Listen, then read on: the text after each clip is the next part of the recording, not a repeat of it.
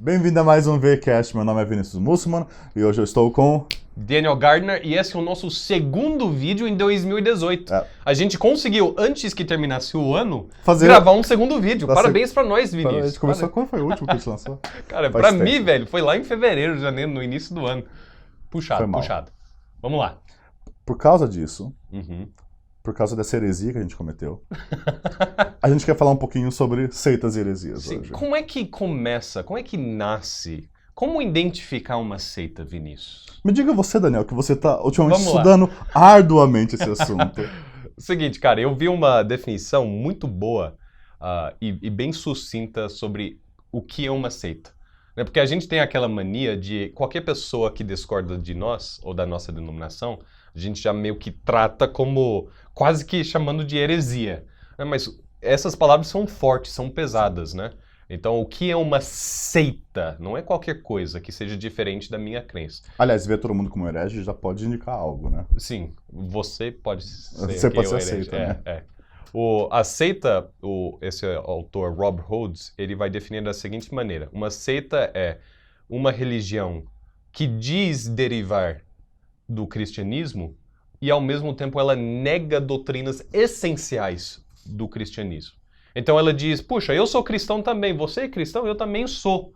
Mas ao mesmo tempo ela nega doutrinas essenciais, fundamentais, não aquelas periféricas, mas doutrinas essenciais do cristianismo. Isso nós chamamos de seita. Então quando você vê alguém, por exemplo, vamos lá, tem o nosso seita nacional, que vai dizer que Jesus é o líder deles, que ele já é... Qual o nome dele lá? Aquele personagem? Henrique Cristo? Isso, exato. Isso aí é uma seita, por quê? É uma seita porque ele vai dizer que eles são cristianismo, eles são derivados do cristianismo, mas ao mesmo tempo ele nega doutrinas totalmente essenciais, né, de que Jesus Cristo já voltou na pessoa desse Henri e tudo mais. Enfim, isso aí eu usaria como definição básica de o que é uma seita. Normalmente, então, numa seita, a gente vai ver eles querendo se colocar como a única igreja ou o único grupo correto. Né? Então, a gente está discutindo, eles vão querer restaurar o cristianismo primitivo, só que só eles, em 2000 anos de cristianismo, conseguiram fazer isso. Exatamente. Os Mormons foram assim, né? Só com o Smith é que a igreja verdadeira volta a aparecer na história, né? Ao longo de centenas e milhares de anos, os cristãos não tinham essa verdade que aparece só com o Smith. O Russell, o fundador do Testemunho de Jeová, das Testemunhas de Jeová, também é a mesma coisa. Só com ele é que aparece entendimento que depois vai virar a seita Testemunho de Jeová. Então tem um senso do que a gente pode chamar de restaurismo. Até porque Restauracionismo. Restauracionismo. É mesmo, cara? É mesmo. Então eu venho há semanas falando errado, velho. Parabéns. A gente aprende. É o seguinte, cara. Uma seita, ela já sabe que o cristão é meio vacinado com essa coisa de coisa nova. Então, ela não vai se apresentar como, puxa, eu sou totalmente nova, eu mudo tudo é diferente do que você conhece. Não. Ela vai tentar usar aquela roupagem, vestir roupa de ovelha, né? E dizer, puxa, eu sou cristianismo, muda algumas coisas. Cara, semana retrasada eu falei com duas senhoras que me abordaram na rua, da Testemunha de Jeová, né? Cara, a maneira que elas vão falando, você é cristão, mas nós também somos. Eu já fui, como elas não se apresentaram como sendo da Testemunha de Jeová, eu já fiz a pergunta, vocês são da Testemunha de Jeová? Sim, nós somos e nós temos uma mensagem bíblica para te dar. Poxa, cara, é uma linguagem que eu usaria talvez do púlpito, né? Uma mensagem bíblica, falando de Cristo, eles vão usar os termos que nós usamos, é só que tendo definições e uma bagagem teológica bem diferente do que uma igreja cristã ortodoxa teria. Falando em termos, é interessante que normalmente novas heresias, novas seitas, eles querem falar, não, vamos usar só a terminologia bíblica, vamos tirar esses termos como trindade. E eu sempre tive esse impulso, mais ou menos, dentro de mim, de querer utilizar só a linguagem bíblica. O coração humano, né, meu irmão? Fábrica de ídolos. Sim. Daí eu li um artigo do Piper que ele fala algo muito interessante. Quando ele começou a ver, né, as heresias lá dos primeiros séculos, eram justamente os hereges que queriam ficar só com a linguagem bíblica. Por quê? Isso parece algo nobre. Porque você pode distorcer a linguagem bíblica como você quer, entendeu? Você pode falar Cristo, Uhum. mas você não vai significar a mesma coisa, a mesma pessoa que um testemunho de Jeová quando fala Cristo, ou um Mormon, entendeu? Então, palavras como Deus, né, Pai, Filho e Espírito Santo, para outras seitas e heresias não vão significar um Deus que é revelado na pessoa do Pai, do Filho e do Espírito Santo, mas o Pai não é o Filho, Uhum. nem o Espírito, o Filho não é o Pai nem o Espírito, e o Espírito não é nem o Pai nem o Filho. Então, Trindade resume isso. É por isso que esses termos nos ajudam a entender essas coisas. Só que as pessoas falam que os protestantes, né, eles estavam buscando restaurar o cristianismo primitivo. Você está falando que a gente é uma seita também, Daniel? Não. Não. Por quê, cara? Quando a gente vê a reforma protestante, você vê em primeiro lugar qual que é a palavra certa? Primacia? Primácia? Supremacia? Supremacia das escrituras. Primazia? Primazia das escrituras, obrigado. A primazia das escrituras. Enquanto a seita, uma das primeiras coisas que ela vai fazer é negar as escrituras. Né? Ela não vai se submeter às escrituras. A sola escritura vai por água abaixo. Esse é um dos primeiros passos. Por quê? Para você, pensando assim, Vinícius, se a gente fosse criar a nossa seita, qual teria que ser o primeiro passo? A gente não pode se limitar somente ao que Deus já tem dito à sua igreja. A gente tem que ir um pouco além. A gente precisa dessa liberdade para pensar fora da caixa teológica Sim. que as escrituras vão nos limitar. Então a gente faz isso de duas formas. Ou a gente insira uma escritura nossa, adicional, como fazem os Mormons, até o Testemunho de Jeová, ou a gente vai inserir uma interpretação irreal. A palavra que me vem à mente é alien. Né? Estranha, uma interpretação estranha à escritura que você já tem. Ou seja, uma interpretação que nunca apareceu ao longo dos 2000 anos de cristianismo. Aí você vai inserir isso. É alarmante essa questão de você querer um outro fundamento, né? Um outro livro sagrado. Uhum. Recentemente, a Bethel Church, que é mais conhecida, na verdade, pela banda, né? O Jesus Culture, eles começaram um caminho meio perigoso. Eu não vou falar que eles ainda são uma seita, mas eles começaram um caminho perigoso de querer sua própria tradução bíblica. Uma tradução que vai pegar aquilo que ninguém nunca entendeu, sobre como a palavra de Deus não vai só à mente, vai ao coração, ao espírito, e daí não é uma paráfrase. Eles não falam que é uma paráfrase. Tudo bem, se for uma paráfrase, você está comentando em cima do texto original. Eles falam que é uma tradução. Só que daí quando os tradutores, os analistas foram olhar aquela Bíblia, tem 50% de material novo. É uma Bíblia e meia. Isso é puxado. É puxado, cara. É puxado, porque isso abre as portas para você começar a inserir qualquer coisa. E daí você fica só lendo aquela Sim. Bíblia, daí, cara, uma segunda edição você coloca Sim, uma coisa mais sim. perigosa lá. É um caminho extremamente perigoso. Outra coisa, quando a gente está falando só da Escritura, e aqui, né, muitos seitas pegaram o princípio só da Escritura. Não, nós negamos totalmente a história da igreja, estamos só com a Escritura interpretada da nossa forma. Uhum. Esses dois impulsos que a gente falou sobre a história da igreja e sobre a Escritura, sobre tudo, elas precisam estar na tradição cristã verdadeira. A tradição cristã verdadeira, ela não vai negar a história da igreja, ela não vai ser contra a história da igreja, mas ela vai colocar a Escritura acima da história da igreja. Quando você pega os reformadores, você vai ler os textos deles, eles citam toda hora os pais da igreja patrística, né? Eles estavam mostrando que eles estavam em continuidade com aquela igreja antiga. Eles não estavam uma ruptura. Eles vão falar que Agostinho era nosso, não era dos católicos. Né? Então, Agostinho na graça, iam pegar outros elementos de justificação pela fé que existiam lá. Agora, obviamente, existia uma pluralidade de opiniões na patrística, então vai discordar de alguns, concordar mais com outros. Só que você normalmente vê, quando vem alguma nova seita, eles vão querer romper com a história e romper sutilmente com a escritura. Né? Às vezes, romper com os dois, mas às vezes romper sutilmente colocando outro princípio de interpretação. Né? O princípio reformado de interpretação é a escritura interpreta a escritura. Mas aí você vai ter um outro livro. Não, esse livro que essa profeta, ou essa interpretação da profetisa, ou é o que vai dar realmente sentido para a escritura, que nunca deu antes, né?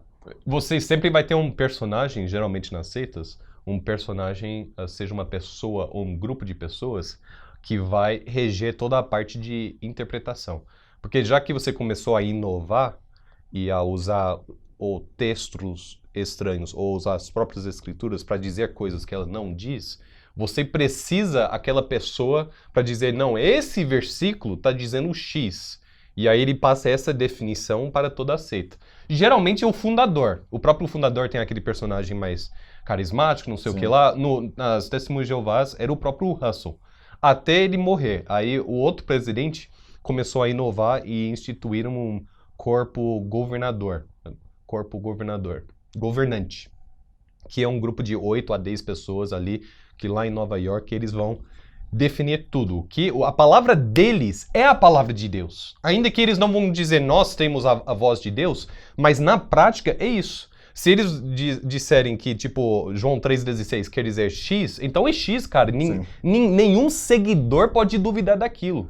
O que é tão diferente das nossas confissões de fé, né, Muito da ala protestante. absurdamente onde diferente. um dos primeiros ou dos últimos artigos fala Sim. que essa confissão ela não é a palavra de Deus e está sujeita a erros por ser algo humana. Só que o que a gente vai colocar é que a Escritura tem a primazia. Né? A Igreja Reformada sempre se reformando, não é que a gente está adoidado querendo mudar tudo, mas que a gente está totalmente querendo voltar à Escritura original, mesmo que aquilo que a gente trabalhou até agora e foi criado pelos nossos pais possa estar errado porque está de desacordo com a Escritura. Então, essa seria até um dos pontos quando você vai conversar com alguém que faz parte de uma seita, de você até levantar. Você fala assim, cara, você está dizendo que a Bíblia para você é a palavra de Deus e tem que obedecer a ela. Se por acaso aquele teu fundador, se algo que ele disse entrar em contradição com a palavra de Deus, você vai entender que o seu fundador errou? Porque se sim, aí eu queria te mostrar onde ele entra em contradição. Mas se não, então ele já é teu Deus. Você já está fazendo um novo Deus. Você está idolatrando aquele teu E só a Escritura ele vem do fato de nós ouvirmos somente e acima de tudo a Deus. Certo? Só a Escritura é uma derivação de que a palavra de Deus é a palavra de Deus acima de tudo. Né? Então, quando a negação da só da Escritura é uma negação sutil da autoridade do próprio Deus. Eu lembro de certa vez que uma história que o jovem estava debatendo na igreja dele e tudo mais, né? E a outra pessoa disse, não, eu fico com a interpretação da Bíblia mais do meu bispo. Puxado isso aí. Entendeu? Daí não era a Bíblia que mostrava a verdade, era o bispo que dava a interpretação que era para ser dada. Outra coisa que os hereges vão negar, né, continuando os 5 solas, é o sola Christus. Cristo vai ter que sair do centro, entendeu? Ou o Cristo verdadeiro, com certeza. Sim. Então, você vai ver muitas seitas e heresias aí negando o verdadeiro Cristo. Né? Afirmar a palavra Jesus Cristo pode significar alguma coisa ou pode significar completamente outra coisa, dependendo de quem fala. Para o mormon, Jesus Cristo é mais uma criatura. Sim. Né? Para os arianos também. Arianos não. Né? Para o Testemunho de Jeová, ele depois vai virar o anjo... ele é praticamente um anjo a serviço de Deus. Deus inseriu um pouco de divindade nele, mas toda a divindade que Jesus Cristo vai ter é meio que emprestado, não lhe pertence. Então o primeiro ponto é você negar o Jesus Cristo, né, crido, né, pela igreja e revelado na Escritura, que é totalmente Deus, totalmente homem, ou plenamente Deus, plenamente homem, em uma só pessoa, pessoa do Filho de Deus. E isso nos mostra, Vinícius, o caráter diabólico das seitas. Uma seita, ela não é por isso que é esse cuidado em não chamar qualquer coisa de seita. Sim. Porque uma seita, ela é uma religião diabólica que quer levar as pessoas a perderem as suas almas, a colocar a sua esperança em qualquer coisa que não seja Jesus Cristo. Que é idolatria. Revelado, sim. Que é uma forma de idolatria sutil. Sim. Né? Quando o povo do Egito saiu do Egito, né? Moisés estava no monte, eles fizeram aquele bezerro de ouro, certo? Agora o interessante é que eles não fizeram um bezerro de ouro para outro Deus, eles acharam que aquele bezerro de ouro era Yahvé. Vocês podem usar o nome Yahvé, Jesus Cristo, e está idolatrando. Sim. Eu acho que isso acontece muitas vezes na seita. A outra coisa que vai acontecer no Sola Christus é tirar a mediação única de Cristo. Então agora o caminho de se ir até Deus, ou de ser salvo, vai ter outros mediadores, certo? Daí você tem Maria, você vai ter o líder da seita, né, que normalmente é alguém iluminado. Você sempre vai ter alguém que vai se colocar entre o verdadeiro mediador, entre Deus e o homem, que pode você levar. Precisa de alguém. Né? Agora ficou o vácuo né? Abriu-se uma vaga, né? Já que você tirou Cristo, quem vai ser aquele que vai receber a palavra e passar para a sua igreja, né? Sim. Quem vai ser aquele que vai nos encher de esperança e confiança e vai assegurar a nossa salvação, já que não é Cristo, vai ser quem? E aí você bota qualquer coisa ali naquele espaço. Que hoje em dia, em grande parte das igrejas brasileiras, é o apóstolo, o profeta, o superapóstolo, o negócio de Paulo. E é interessante, quando a gente tira os solos Cristos, Cristo não vai mais ser o centro, o evangelho não vai ser mais o centro do culto. Então, uma das formas de você identificar se você está numa seita ou numa igreja muito ruim é se você não ouve o evangelho nenhum domingo. Se você não ouve o evangelho, que não é qualquer mensagem, é as boas novas daquilo que Deus fez, enviando o seu Filho para encarnar, viver uma vida perfeita, morrer na cruz, ressuscitar, para que pecadores pudessem ser justificados e salvos e recriados pelo Espírito Santo e através somente da fé. Se faltar essa mensagem, então é duvidosa que você faz parte de uma igreja. Isso. De um lugar onde pessoas se reúnem realmente para louvar o Deus Trino por causa do efeito que o Evangelho teve nas suas vidas. E não é o melhor lugar para você ficar no meio de uma seita. E esse é o que nos leva para um outro ponto, Vinícius. Porque no cristianismo ortodoxo, o que faz as pessoas se reunirem? Aquela mudança que Cristo fez em suas vidas. Então, Cristo é o centro e Cristo é a atração. Mas, na seita, Cristo não é a atração. Então, como fazer as pessoas permanecer na sua seita? E se você for um fundador de seita, você vai ter que responder essa pergunta. Beleza, você vai chamar as pessoas dizendo que você tem uma leitura nova, que você resolve as crises do cristianismo, que ao longo dos séculos o pessoal errou, mas agora a sua visão não vai ser equivocada e tudo mais. Beleza, você chamou as pessoas. Como é que você vai mantê-las ali? E aí, todas as seitas, elas vão ter programados no DNA delas, alguma coisa que ou vai inserir medo, ou vai inserir uma esperança falsa de ganhar troféus e dinheiro e curas, de alguma forma, para manter as pessoas ali. Você precisa guardar, ninguém lá dentro pode até levantar dúvidas quanto à liderança ou quanto às crenças. Você tem que manter aquelas pessoas na escuridão, na cegueira. E se você sair, você vai pro inferno, você Exatamente. vai receber uma maldição de Deus e coisas Cara, assim. eu tive contato com uma pessoa que ela cresceu no meio das Testemunhas de Jeovás e ela falou que é impressionante o medo que as pessoas lá dentro da seita vão sentir.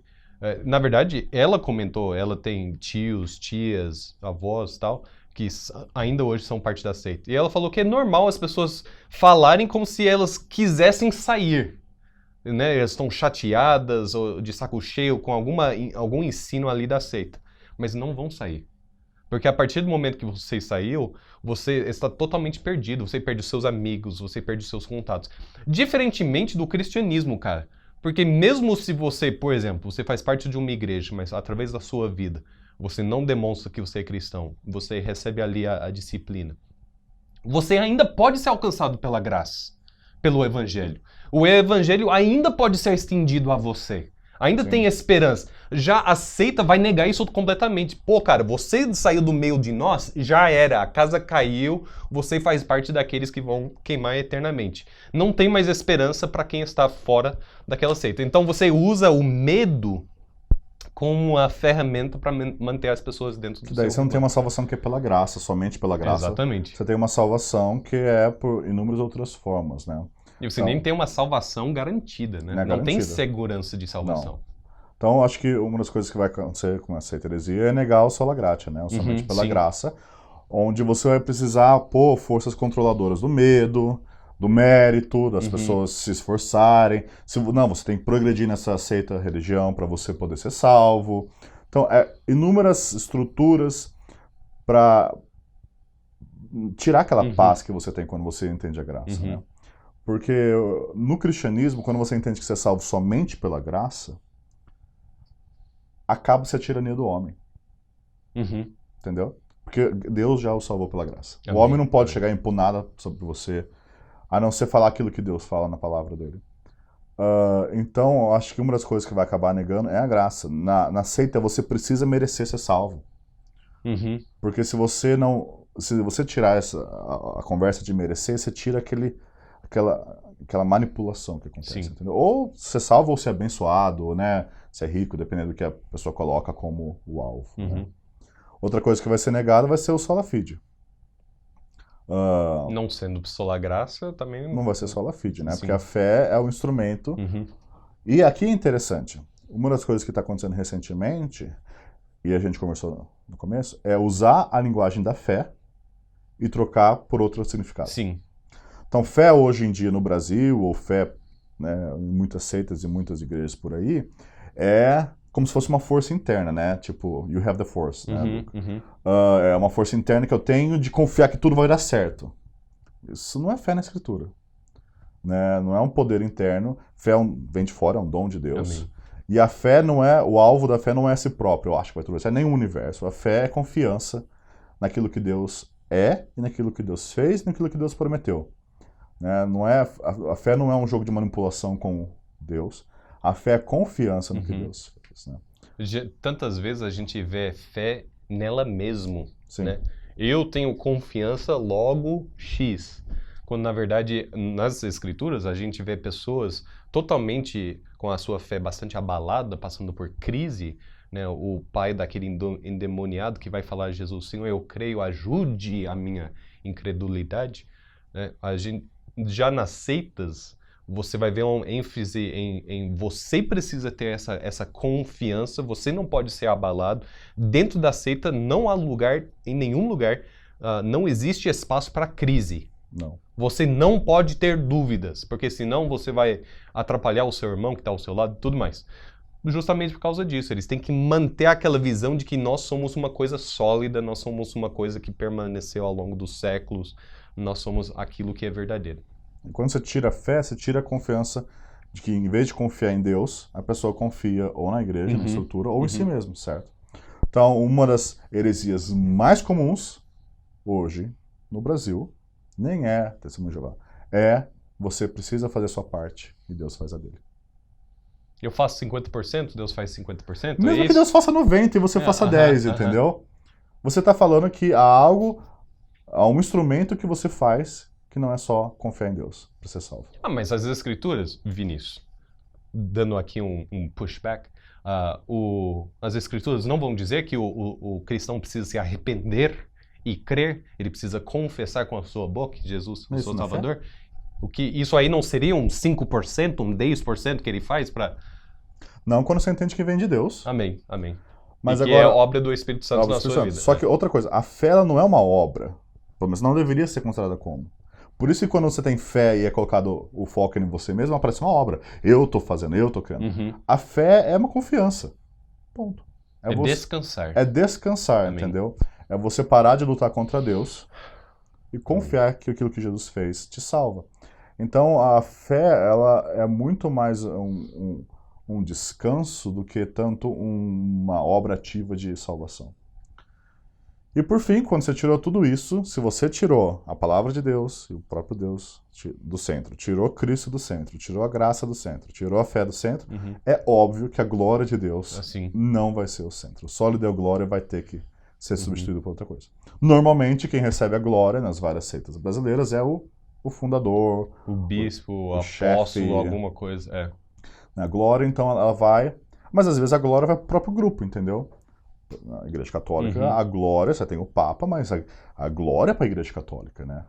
Para a Igreja visível, material, você quer um prédio suntuoso, entendeu? E é interessante que toda vez quando a glória de Deus sai, as pessoas querem algo suntuoso para ver. Né? Eu acabei de pregar em Marcos 13, e é interessante que Cristo, a glória de Deus, ele sai do templo e vai para o Monte das Oliveiras, conforme foi profetizado em Ezequiel, a glória de Deus sai e pararia nos Montes das Oliveiras. Isso é a glória de Deus saindo do templo. E daí, assim que Jesus sai, vem um discípulo e fala, olha que pedras fantásticas. Ou seja, ele está vendo a glória humana, sendo que a glória de Deus saiu. Então, sempre quando você tem uma seita ou uma heresia, a glória não pode ser para Deus. Porque quando a glória é só de Deus, você é humilhado. Daí você vai ter que ser salvo por um mediador, que não é você. Você vai ter que ser salvo por uma graça, que não é sem mérito. Você vai ter que ser salvo por um instrumento de confiança e não de obra. E é comum, né? Então, a gente precisa realmente notar, por exemplo, as músicas hoje em dia, né? Uma forma sutil, né, de que muitas, até igrejas, vamos dizer, que são ortodoxas, mas que caem em princípios heréticos, por assim dizer, é quando as músicas elas são mais sobre você mesmo do que sobre a glória de Deus. Você se torna o centro do culto, e não Deus em Jesus Cristo. Legal, cara. Se você tem algum familiar, algum amigo que faz parte da seita Testemunho de Jeová, coloca lá no Google, a gente pode colocar o link na postagem. Só tem no site da Testemunho de Jeová, em inglês, um artigo que eles escreveram, escrito Loyalty, intitulado Loyalty to the Theocracy, lealdade à teocracia. E a teocracia deles é a visão de que há uma autoridade, hierarquia que vai mandar em todo mundo, né? E Deus fala do jeito que ele falou através de Moisés para o povo, Deus fala hoje através desse grupo de 8, 10 pessoas lá em Nova York. Você tirou só os Cristos. Exatamente, né? Toda aquela visão, né? É o papa deles, ainda que a gente não pode definir o católico humano como seita, mas eles trocaram o personagem de o papa por esse grupo, essa teocracia que vai governar sobre tudo isso. E aí nesse artigo ele vai trabalhar a ideia de como os seguidores precisam mostrar sua lealdade à teocracia. E ele vai terminar dizendo assim: se nas coisas pequenas nós obedecemos à teocracia, nas coisas grandes, quando vê alguma coisa abalar a nossa fé, nós também vamos obedecer à teocracia. E através dessa obediência, temos a certeza de ser aceito pelo Jeová. Cara, é puxado demais isso aí, cara. Isso é coisa que faz a gente... Viu? Você tirou follow só feed, é obediência. Em um parágrafo só... Você tirou Cristo, você tirou a palavra de Deus. Você totalmente jogou a certeza da salvação por água abaixo também. Se você não faz parte do Testemunho de Jeová, se você não se submete à teocracia, você não vai ser aceito pelo Jeová. Interessante, cara, que geralmente as confissões de fé das seitas, eles não vão usar uma linguagem tão absurda. É quando ela vai desenvolver a sua fé nos escritos, que ela vai começar a ir por esse lado. O Russell, o fundador do Testemunho de Jeová, ele escreveu, mesmo ele sendo contra qualquer credo, ele escreveu no início do ministério dele lá, 10 pontos, o que creem. Cara, você pegar uns 7 ou 8 desses pontos, parece que é coisa que a gente crê, velho. Entendeu? Só tem um ponto lá onde ele vai negar o inferno, mas mesmo assim ele... Sabe, é uma coisa parecida com a nossa, mas aí na prática, quando vai desenvolver e evoluir essa crença, aí... E é muito comum, às vezes, você tá no meio de uma seita ou quase seita, e se eu for perguntar, não, pastor, você acha que nós somos salvos pela graça? Ele não vai falar não, mas aí ele vai pregar que você precisa fazer a sua parte, certo? Então, assim, não é tanto o que está no papel é importante, mas como é articulado na vida da igreja diariamente, exatamente. Na vida daquela comunidade, aquele grupo. E é isso aí. Bom, até 2019. Até Feliz ano novo para vocês, né? Feliz ano novo, Natal. Esperamos gravar mais vídeos, mas a vida acontece. Isso aí. Deus te abençoe. Valeu, gente. Não fique numa seita.